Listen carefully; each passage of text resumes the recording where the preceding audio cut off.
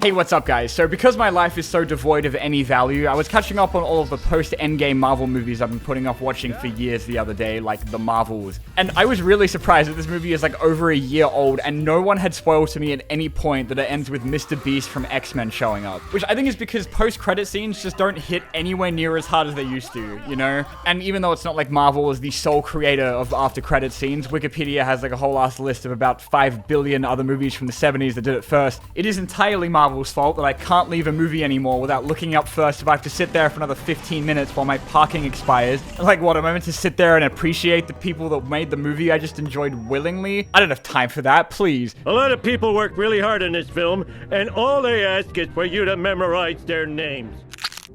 Sequel? Yeah, I got some bad news for you, Maggie. It's gotten to the point where Marvel has conditioned me to sit through the credits of every goddamn movie just in case Nick Fury's gonna show up at the end of fucking Nosferatu. And sometimes these scenes are like integral to understanding what's going on, like in the end credits for the Wolverine, where you're not gonna know why Professor X is back after he fucking died in X-Men 3 if you hadn't seen the post-credits for that movie, which came out 7 years earlier. So now I have to actually look up whether it's worth me sitting through the credits for the new Planet of the Apes so I can hear a fucking ape making a grunting sound.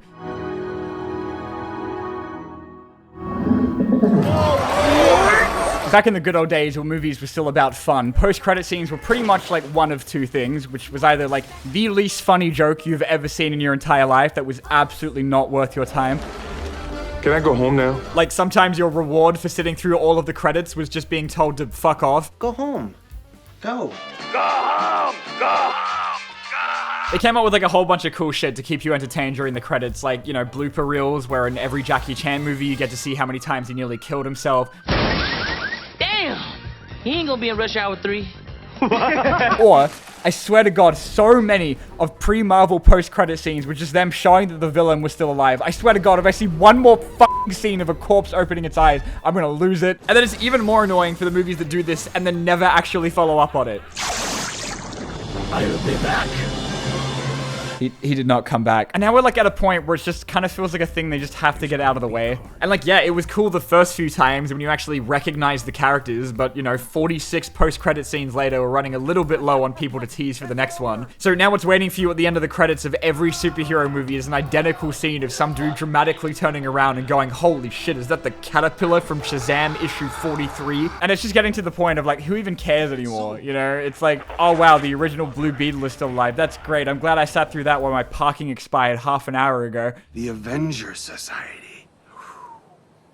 I like that for some reason. Shut the fuck up! Like when we're at the point where you've got the newest Kingsman movie setting up Adolf Hitler like a fucking Marvel villain, that really gotta make you wonder how we got here. But then you've also got the Sonic movies, which might be the greatest method of suicide prevention of all time because each of these keep me alive for another 2 years. Even if all of these scenes are basically the exact same thing, the reason why these work is because one, I actually give a shit about these characters, and two, it's a lot easier to be excited about it when you know they're actually gonna follow up on it. It's not like any MCU movie from the last 5 years, right? I have like no idea if I'm ever gonna see any of these random ass G-list comic book characters again. But when Godzilla shows up at the end of Kong Skull Island, I actually give a shit because that's like a big enough deal that you know they're not gonna make you wait until you're in a nursing home to follow up on it. But I mean, at the same time, it's kind of risky to do shit like this if you don't actually know if your movie's gonna make any money or not, because then it's just kind of embarrassing for everybody. Isn't that right, Green Lantern Sinestro scene? Or how like the last 3 Transformers movies have shown us that they really need to stop doing post-credit scenes. Like, I think the quality of a good post-credit scene really hinges a lot on like hindsight. Like while Teen Titans Go to the Movies was such a dog shit experience that I couldn't get my comatose body out of the theater, it meant I got to see the post-credit scene where the original Teen Titans show up, and I was like super excited about that at the time.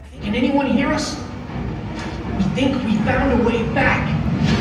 Okay. Until I found out that it was just setting up like a shitty straight-to-DVD spin-off movie, and now every time I think of or watch this scene, I add another Warner Brothers executive to my manifesto. And when it comes to making post-credit scenes that go absolutely nowhere, there is no one better at it than DC, who built like an entire cinematic universe out of not paying off anything. Like in the final scene of Justice League, when you get Deathstroke hanging out with Lex Luthor and the women he bankrolls to stand ominously in the background. That was probably meant to set up a Batman movie they never made. Shouldn't we have A League of Our Own? No. Then when they did the Snyder Cut, where they absolutely definitively knew they weren't going to be making a follow-up to it, not only did they not cut this scene out, but then they added another one where Martian Manhunter shows up and talks about Justice League 2. And then they did it again in Black Adam, where Henry Cavill made his grand return as Superman to tease a movie that's never going to happen because they rebooted the entire universe 2 months after the movie came out. Black Adam. We should talk.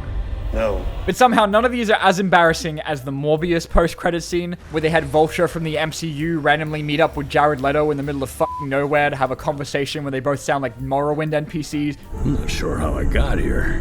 Has to do with Spider-Man, I think.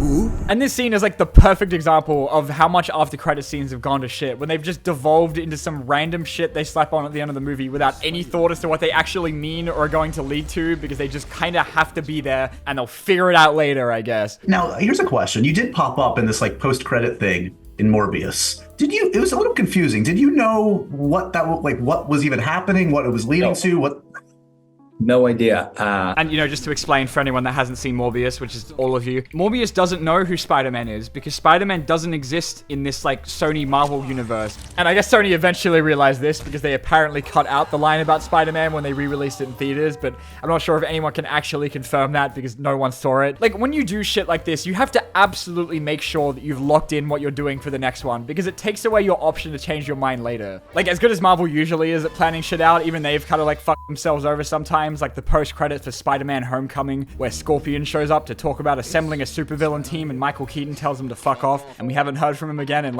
8 years. I think the thing that was so good about the earlier post-credit scenes from the first few Marvel movies was that all of them were used to set up the next movie that was coming out and not just a sequel to that specific movie, which made it pretty easy to understand where it was all going compared to nowadays where you need a fucking PhD to understand all this shit.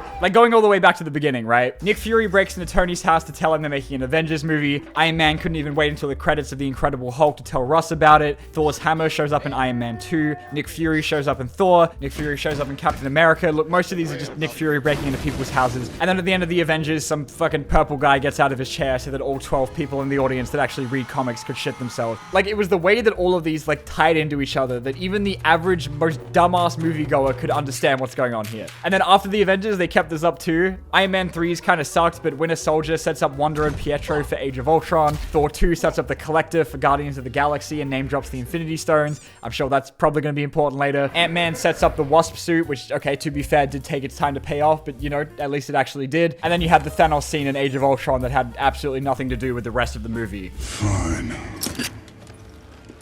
I'll do it myself. Let's break this down. Okay. Who the fuck is he talking to? What is he referring to? Do what himself? No one in the movie was trying to do his bidding. He looks like shit. So you notice how most of these things paid off within the next couple movies and not in 5 fucking years? Remember that because it's going to be important later. Then in Phase 3 was where it starts to get a bit messy. How many more of these? In Civil War, Bucky has a nap in Wakanda, then he wakes up at the end of Black Panther. Guardians 2 had 85 post-credit scenes and most of them weren't that important. I am not boring. You're boring. Get the fuck out of my room, please! But they do set up Adam Warlock for Guardians 3. Thor Ragnarok leads seamlessly into Infinity War. Infinity War sets up Captain Marvel, who then shows up to jump scare the Avengers at the end of her own movie. Ant-Man gets stuck in the Quantum Realm to set up Endgame. Far From Home has Mysterio doxing Peter on Twitter.com, which gets paid off in No Way Home. And also Nick Fury is a Skrull, which I don't even know, what was that, Secret Invasion, I guess?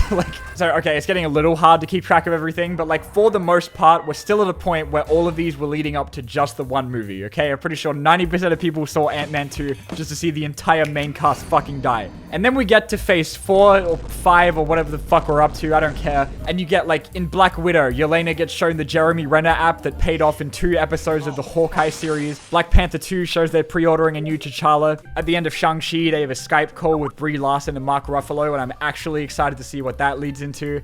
Any day now. Oh, and something about the 10 rings as well. No one cares. They're never gonna make Shang-Chi 2. In the Marvels, Monica wakes up in another universe with Mr. Beast while Miss Marvel is assembling her own Avengers or some shit. Fucking there was Chris Pratt eating cereal and Hercules and Harry Styles. Somewhere between all of this, there's meant to be a fucking Venom symbiote running around. And wait, we're still not done. Because now you've got the Disney Plus shows that then all have their own after credit scenes that you now gotta worry about. The ones for WandaVision and Miss Marvel actually did tie into movies that didn't take 15 years to come out, so they both get a pass from me. We don't talk about the Hawkeye post-credit scene. Moon Knight had the big reveal that there was a third Oscar Isaac. sure would love to see where that goes. Falcon and Winter Soldier ends with Sharon Carter epically trolling the government, and while I'm sure this is probably finally going to be relevant after 4 years in some of the MCU movies coming this year, even if it does like tie into Captain America or Thunderbolts or whatever the fuck, like who's going to even remember that this scene happened, bro? So the problem here is that not a single one of these is setting up a larger project. They're all just like doing their own thing, and they keep piling on top of each other faster than they can resolve them. The only one that I think was building to something bigger was getting to see like the Kang group chat in Ant-Man 3, but now I got a pretty good feeling they're probably not going to be doing anything with that one. I bet they're so glad they did an entire post-credit scene showing that every Kang was played by the same guy.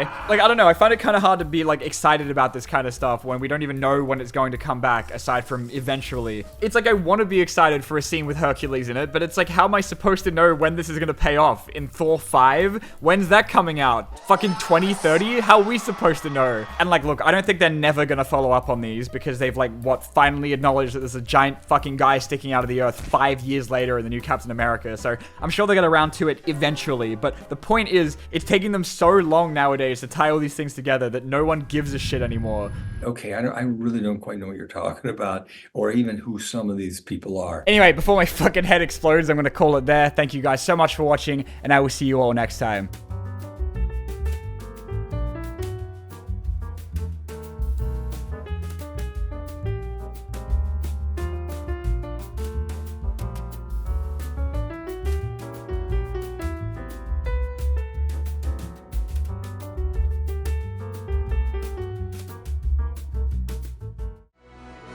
My name is Jeff.